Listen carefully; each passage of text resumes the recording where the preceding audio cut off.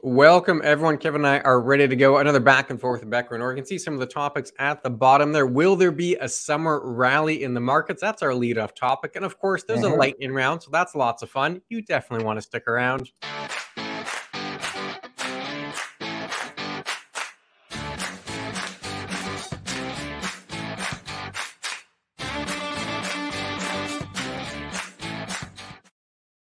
Yes, basically the start of summer and a new summer back and forth to be able to begin with. So lots of questions. Again, the lightning round is always the best part. If you want to catch us, though, please go to our YouTube channel and subscribe. Lots of great content there. You can find these. You can find our financial 15s, any of the webinars we've done. It's excellent. Or like us on Facebook. And most importantly, visit our website at beckerorr.com.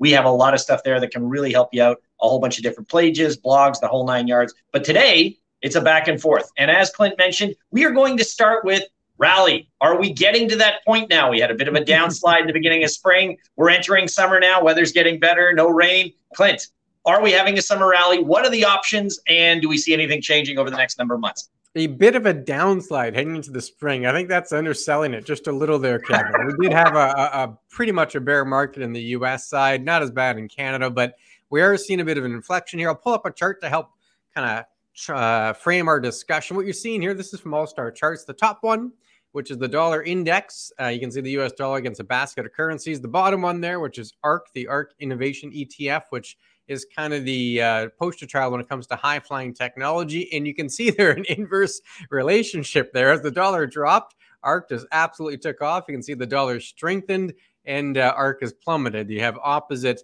kind of mirror images there. But what we're seeing at the moment, the dollar kind of hitting a point of resistance, slowly fading. And lo and behold, not just the overall market, but technology in particular, starting to see a bounce. Are we going to see that continue there, Kevin?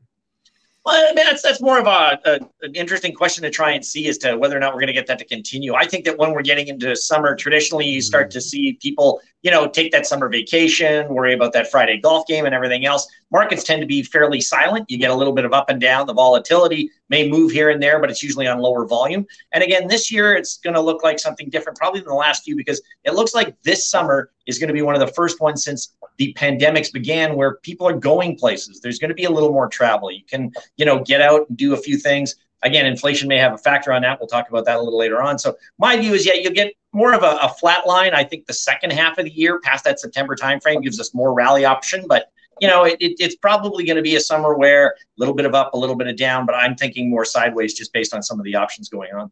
Yeah, it certainly could be the case. It can chop around sideways for a while. We don't really know what the pattern will be. But I think if we are going to see a rally, some of the conditions we'll need is the one that we just had on the chart there. The U.S. dollar has to stall or has to pull back. The U.S. dollar strengthening, I think the markets will struggle in that environment. And similarly, not necessarily interest rates, because the Fed interest rates and bond yields are kind of two separate pieces there, but bond yields have already taken off. They moved in front of the Fed and in front of the Bank of Canada. The central banks just had to talk about interest rates, and bond yields just soared.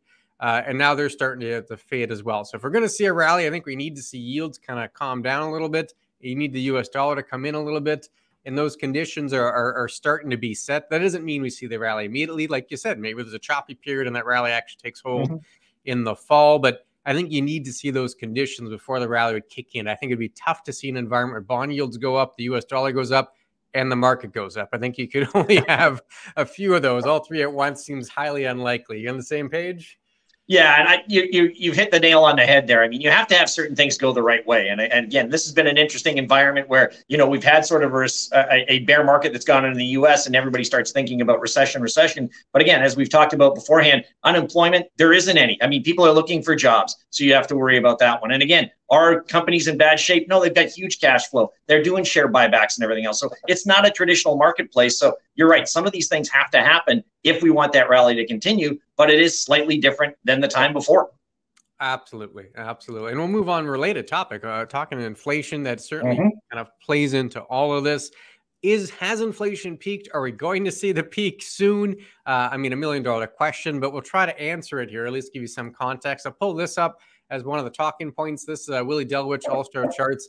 An interesting chart here. The orange line essentially is the U.S. Fed funds rate, so the central bank rate. So when they hear rates go up, it's usually the central bank moving rates. And then the blue line is their preferred measure of inflation. The whole concept here is the orange line normally goes above the blue line before interest rates stop going up. So normally they've got to have interest rates above the inflation rate before you see an end to the rate hike cycle, which means inflation's already peaked and come down by that point, which means we probably have a number of rate hikes left. But when do you think inflation is going to start to kind of do that nosedive and eventually peak? Well, and that's the biggest question, right? I mean, as we've seen in that chart that you just put up there, I mean, inflation was still sitting at that sort of 6% range. Now, most analysts, as well as most people out there, do not believe we're going to get to that 6% interest rate. And I got to agree with that. I mean, with debt out there and a few other odds and ends, I think we'll still continue to get some. But I think that the other factor is that inflation has been starting for a while now. So the time you start getting into that August, September timeframe, all of a sudden you have higher inflation. If you're not increasing it by that point, the actual inflation number is going to go down because you have more of a steady line going on now as opposed to the increase you had beforehand. So, yeah, I think that we're going to have that sort of scenario. The inflation may not have peaked yet in this country. I think we're pretty close to the peak in the U.S. We saw that sort of March was an 8.5. Then you got an 8.3 in April. So I think that they're going to be pretty close to where they are here. Here, we're probably might hit that 7 over summer, and then I think you'll probably start to see it come down from there. But yeah, inflation is going to be a huge factor driving a lot of things. We're already seeing it in food prices and at the pump, and that can have a very big effect just psychologically is the way it's moving forward. Oh, no one likes inflation. Like, it just wreaks havoc on sentiment. And it just, I mean, driving down the street or saw gas prices went up and I immediately felt bad about it.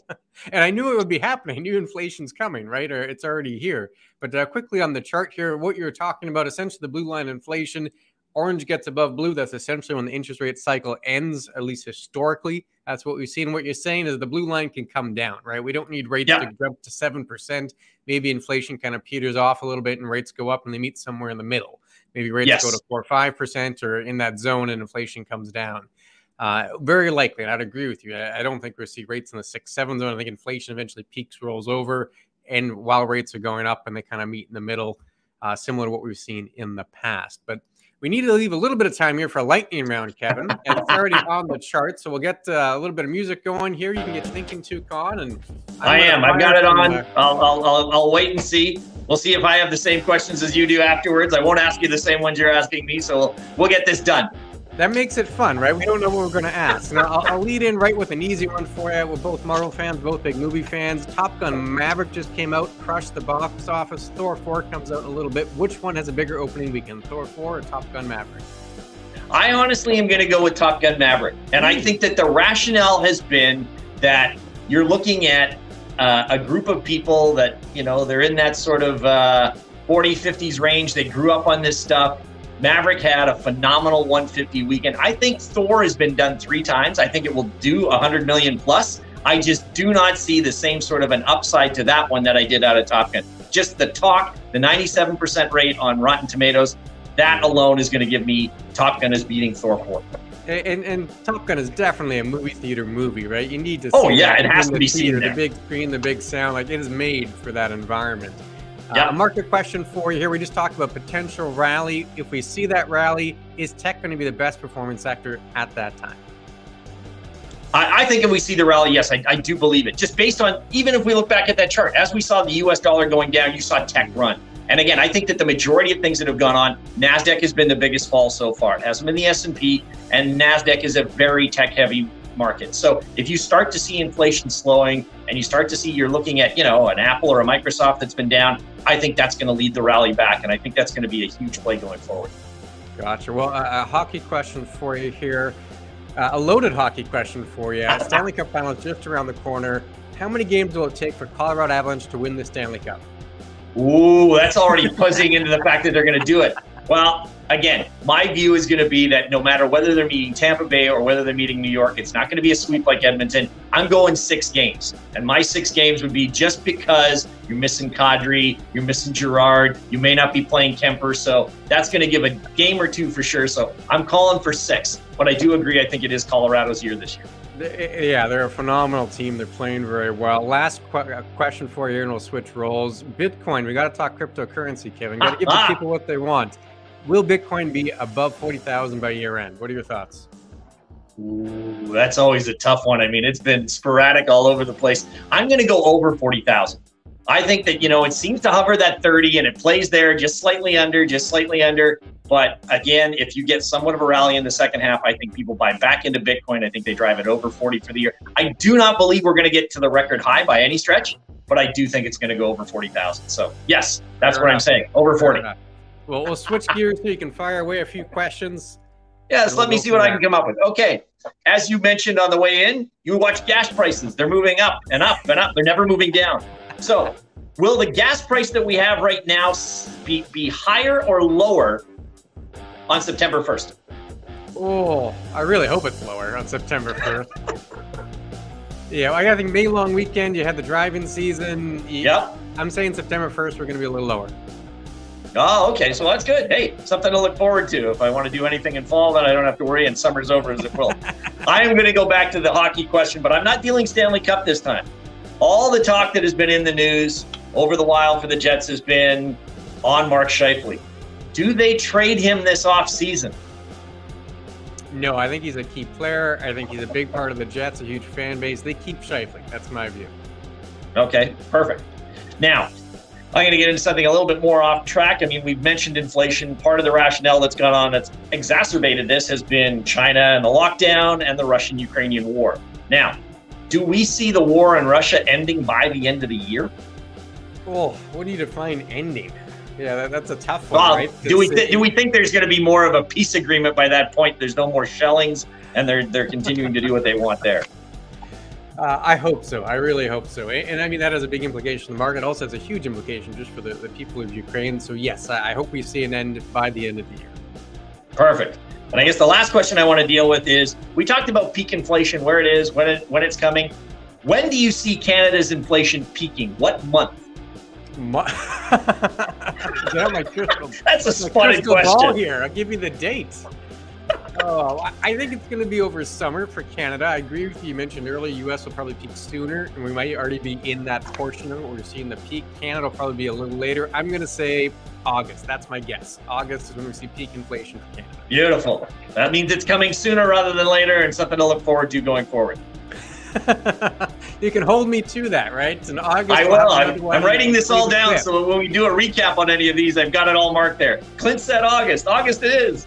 Yeah. Well, if you have other questions or if you want to hold my feet to the fire in August with that inflation call, let me know. You can always get a hold of both of us at chatwithclintonkevin.com. Bottom of the screen there. Go to the website, fill in the form. I'd love to hear from you. Any parting comments for the folks, Kevin?